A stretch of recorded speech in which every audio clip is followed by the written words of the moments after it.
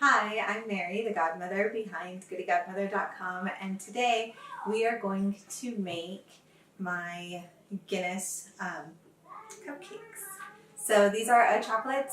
These are a chocolate stout cupcake that I used to make when I had the bakery, and they were very popular. And when one of my former clients reached out to me asking for the recipe, I decided it was time to actually share it. So let's go ahead and make this. As with most of my videos, this is an off-the-cuff baking.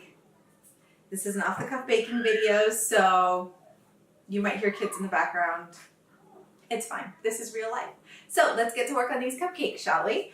This recipe uses a full bottle. So this is an 11-ounce bottle of stout beer. This is Guinness because that's what I typically use, but you can use any stout, substitute anything, just a dark beer.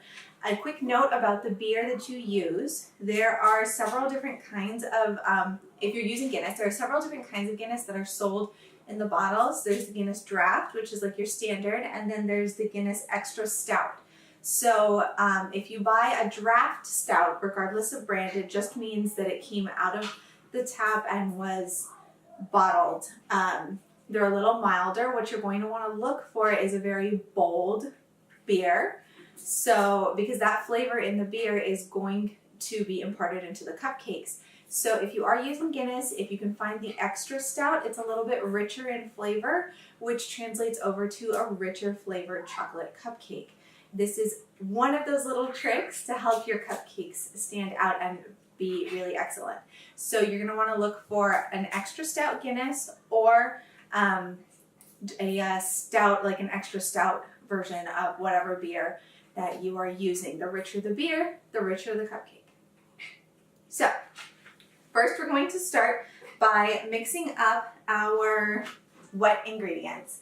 And we're going to mix them up in just in a big mixing bowl. I'm going to do this by hand.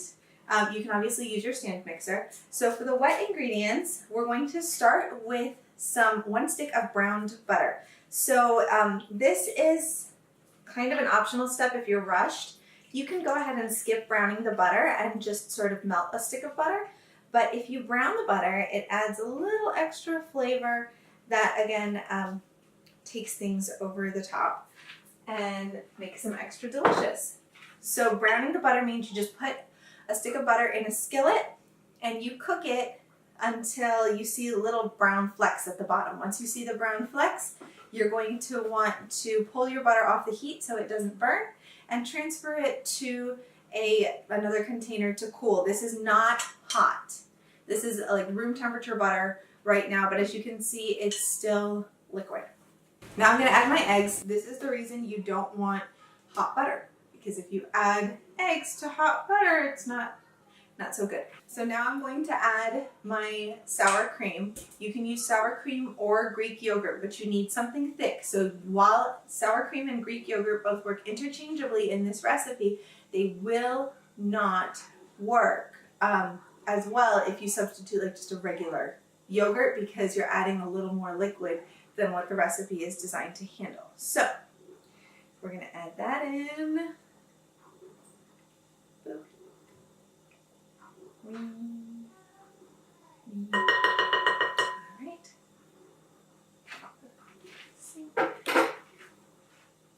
And I'm going to add my vanilla.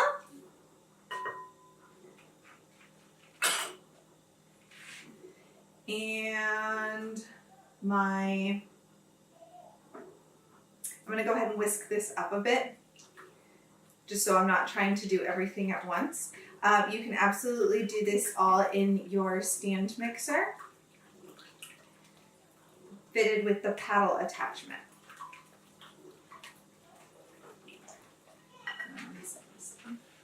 All right, so as you can see, it looks kind of gnarly right now, but that's okay. It's fine. And I'm going to pour in the entire bottle of beer, all of it. So this is kind of why you want to mix up your other wet ingredients before you add the beer, because if not, you're trying to, break eggs and incorporate sour cream and everything in a very liquidy substance. So whole bottle of beer goes in. We're done with that. And now we're going to add our dry ingredients. Normally, I would sift together my dry ingredients. For the video, I'm not going to, just because I don't have an extra bowl that's big enough right now. So we're gonna add the sugar. And I'm gonna show you how to, like, the order in which to add things if you're not sifting. And it'll still work out. So we're going to add the sugar, stir that in. I wish you guys could smell this. It already smells delicious. And we're going to add the cocoa powder. Boop. The cocoa powder, I don't need to stir it until it's fully incorporated, but just I want most of it to be wet so it makes less of a mess. All right, and now I'm going to add my salt, baking soda, and flour. And because I'm not sifting this, I'm just combining the flour and the leaveners. I'm using a fork. You can just sift those together. It just helps with a better distribution of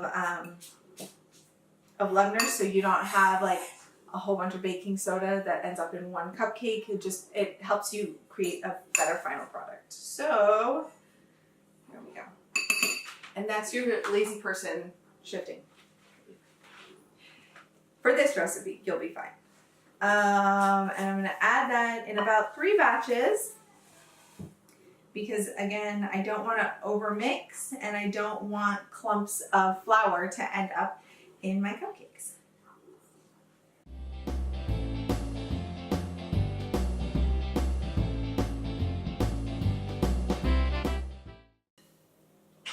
So this was actually one of the first cupcake recipes that I started playing with way before I thought I was going to be more than a halfway decent baker, and way before I thought I was going to ever have a food blog. So I really love these cupcakes. And given how fast they always disappear, especially around this time of year, you guys love these cupcakes too. All right, so now I have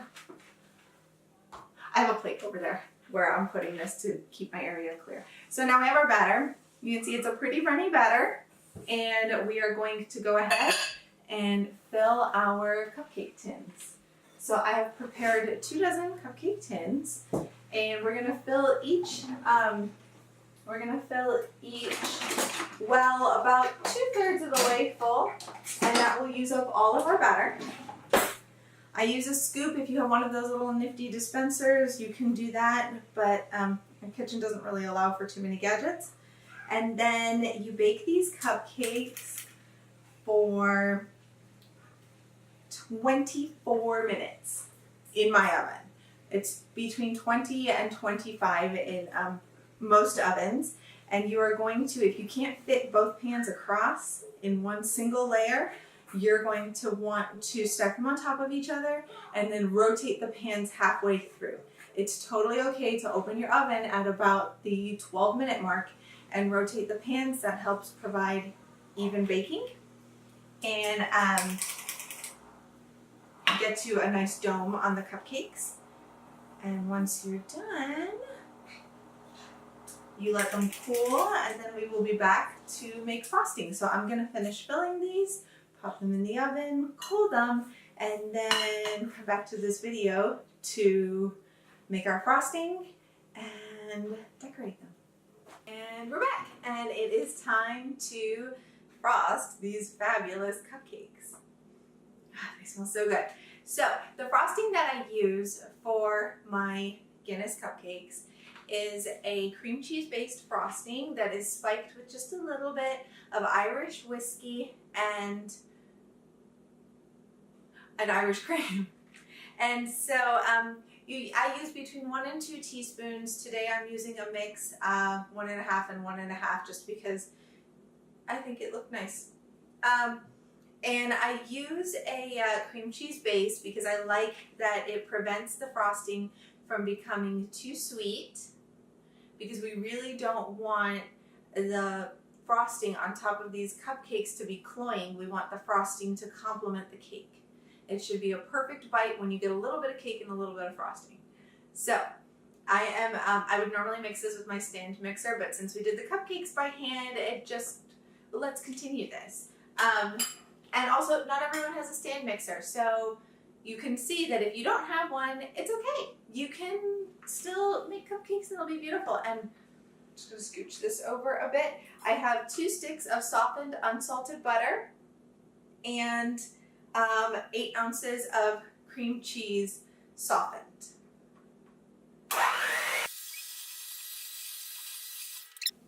So now my cream cheese and my butter are whipped together. They're nice and light and beautiful, and I'm going to go ahead and start adding my sifted powdered sugar.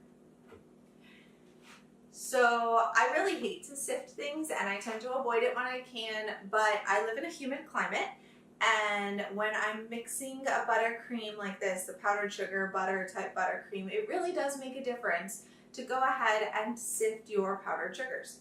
So if you do that, you'll end up with a smoother buttercream. It's just better. Everyone's happier overall. So we're going to add this in about 4 batches.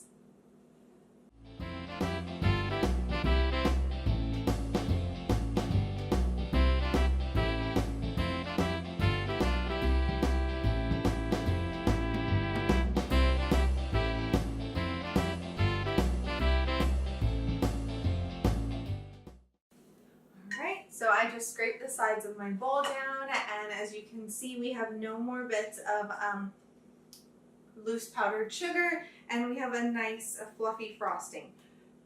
Now I'm going to go ahead and add in my liquor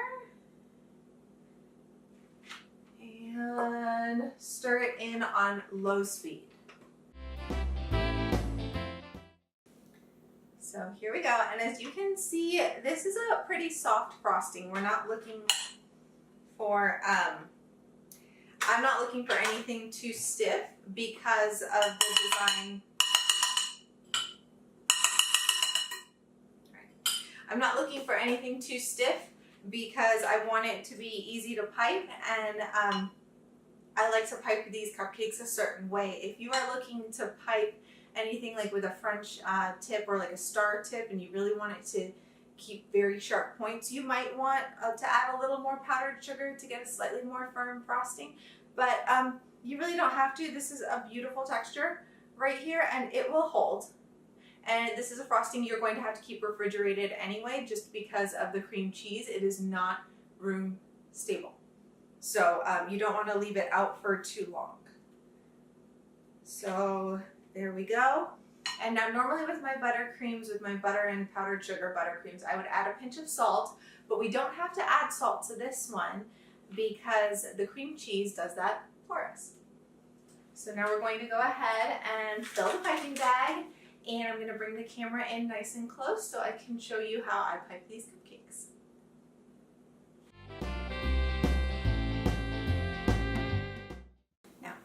For these cupcakes, I take inspiration from the head of foam that you often see on a promotional shot for a Guinness glass. So I take a wide round tip for my piping bag. This is an Ateco 808, but any large round jumbo tip will work quite nicely. And I place it almost perpendicular to the center of my cupcake. And I just pipe while moving in a very small circle, and then I release pressure and twist off. So you get kind of a round top with a little bit of an interesting swirl to it, and then that's it. I'll show you one more time. So again, I'll try and show you from a different angle, so you can hopefully see what I'm doing well.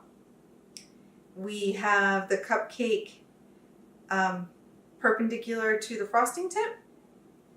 We move the frosting tip in a circular motion towards the center of the cupcake, just kind of pushing the frosting out to the sides.